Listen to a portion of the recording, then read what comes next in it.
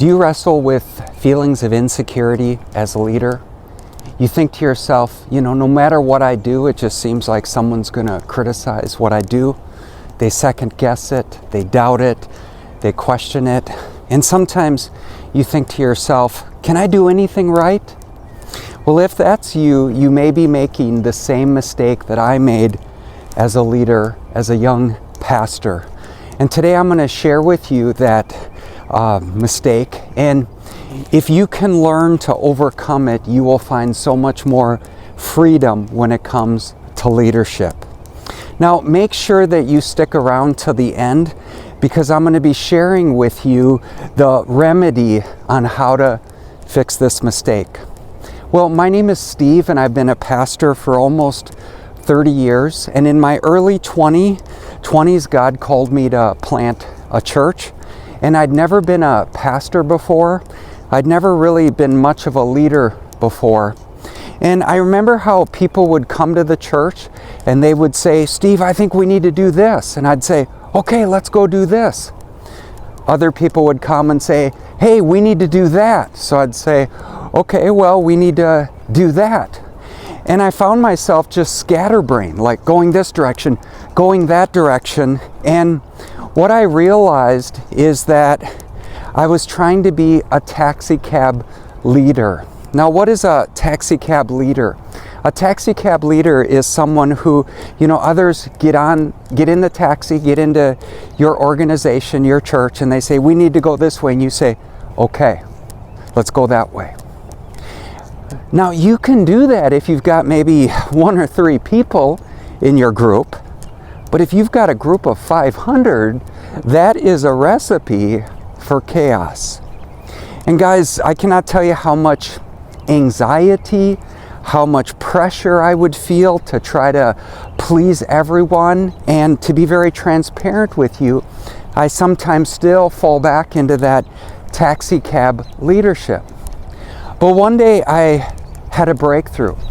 And that breakthrough is that I remember as a kid, I grew up on a farm in southeast Minnesota, and every morning my brothers and I would ride our bus, and our bus driver was named Shirley. And when I got in the bus, I did not say, hey, Shirley, can we go to Minneapolis? No, the bus was going to school, and if I wanted to go to school, I could get on that bus. And that's when it hit me. What if I moved from being a taxi cab leader to a bus leader? And a bus leader is someone who is very clear on where the organization, where the church is going. And as a result, their attitude is that, if you want to go in this same direction, you're welcome to get on the bus with me. So my big mistake was trying to be a taxi cab leader. And my question to you today is, are you making the same mistake? And is it causing you a lot of anxiety and frustration and fear? Well, today I want to just share with you some ideas on how to move from a taxi cab leader to a bus leader. And the first thing that I would encourage you to do is to really clarify, where is the bus going? Have you really sought time with God to ask the question, where is this bus going? If you think about it, like a city bus, they'll say, we're going to Apache Mall. That's a mall in my community. If you want to go to Apache Mall, you get on it. But a bus doesn't say, oh, we'll go wherever you want us to go. No. So you as a leader need to take time to clarify with God where the bus is going. I remember reading this example. In life, a lot of times, it's kind of like we're on the dance floor, and we're so engaged with the steps of the dance, but periodically, we need to go to the balcony to see the big picture. And that's what I'm asking you to do, is if you want to move from being a taxi cab leader to a bus leader, you need to become crystal clear on where the bus is going. All right? So now here's the next thing. When someone brings you a question or a decision that you need to make, ask this question: will this decision align with where the bus is going? Now this makes decision making much easier, where instead of just making a decision out of your fear of people or fear of pleasing people or wanting to please people, if you just take a time out and say, hey, let me think about that, let me pray about that and get back to you, and then you just ask the question, will this decision help us to get closer to the destination we're going? I remember Billy Graham would say, I don't have a clear direction from the Lord on that yet. In other words, don't feel pressure as a leader to decide in the moment. Sometimes you just need to say, let me think about that and let me pray about that. Now the third thing is that accept the fact that people will get off the bus, right? I mean, that doesn't surprise us when people get on the bus and off the bus. And you know, the hardest thing for me as a pastor is when people leave the church. And you know what? I've had to just come to realize that that's reality.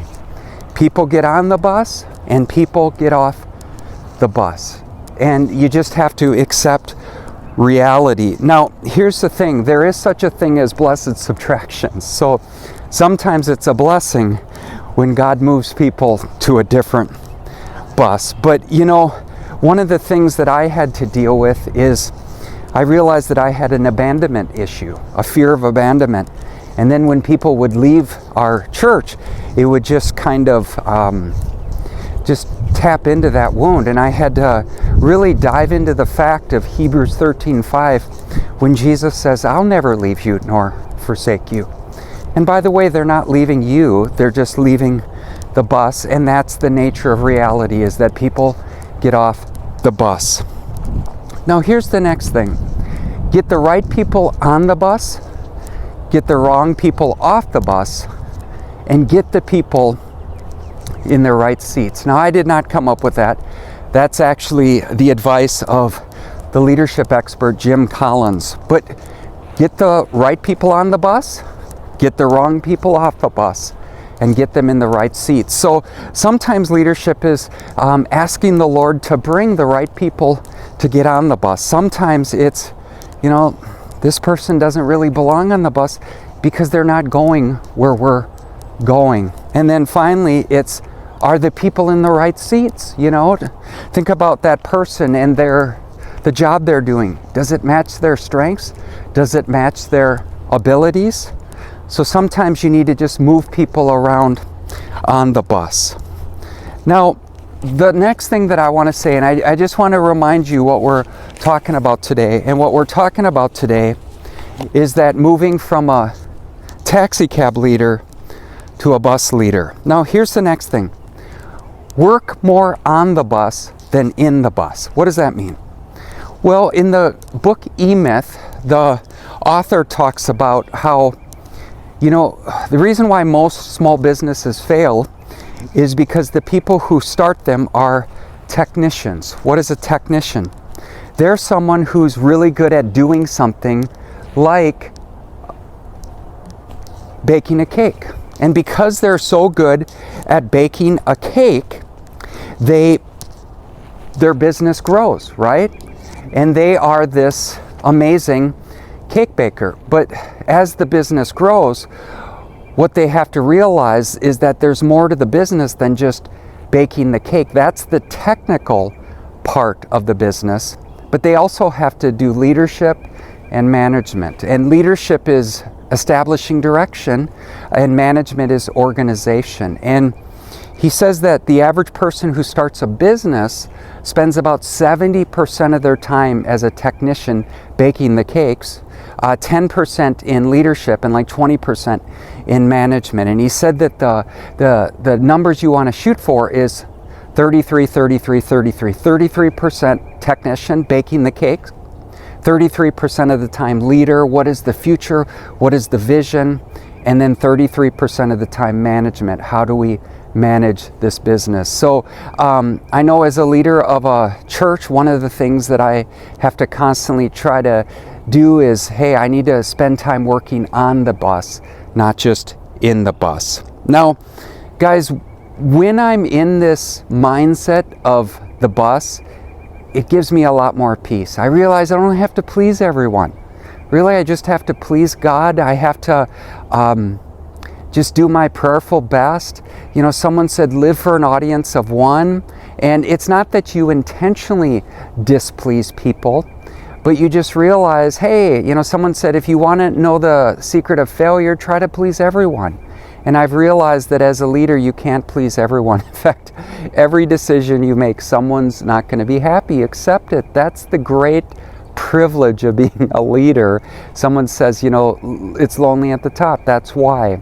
And but when you understand that, you know, I'm not supposed to be a taxi cab leader. In fact, that's not really a leader at all. I'm a bus leader. So here's my assignment for you, is just number one, ask God, where do you want the bus to go? Where do you want our organization to go? Secondly, what are our values? What are the values and what really matters on our bus? And then finally, when a decision comes to you, ask the question, does this align with where you, Lord, want the bus to go? Well, thank you so much for joining me today. May you love God and love your neighbor as yourself.